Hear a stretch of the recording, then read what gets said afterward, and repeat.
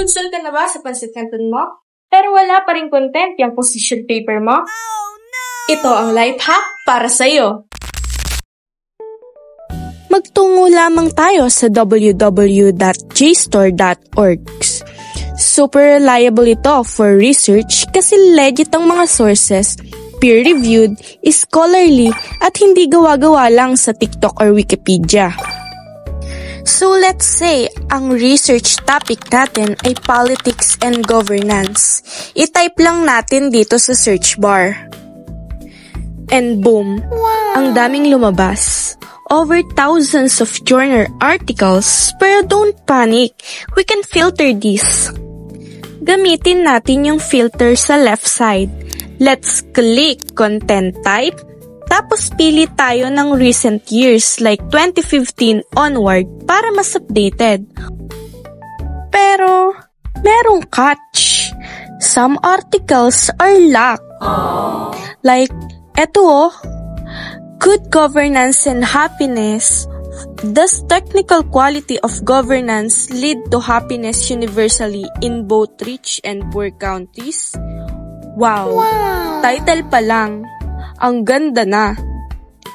Tapos, boom! Access through institution? Pero what if wala tayong institutional access? Ito na ang magic. So here's the life hack. Open a new tab, type Sci-Hub, and think of it as the Robin Hood of academia. He steals from the rich journals, gives to the poor students. Char!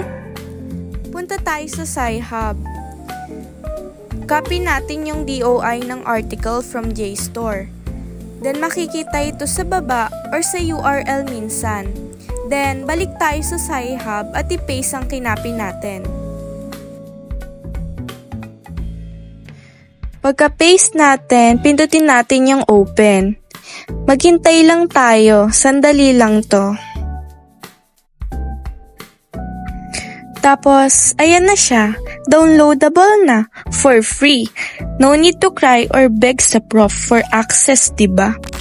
Then that's all. Balikan natin ngayon. While the JSTOR is the library, yung Sci-Hub naman is yung nagsisilbing key.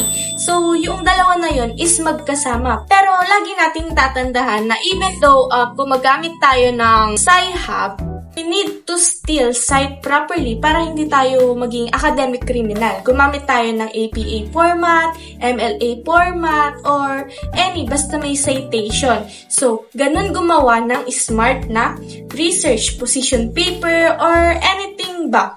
Gamitin natin yung mga tools na to properly para sa ganun is hindi tayo maging chismosa sa research, di ba? Ayun lang naman. Thank you. Bye-bye. Wow!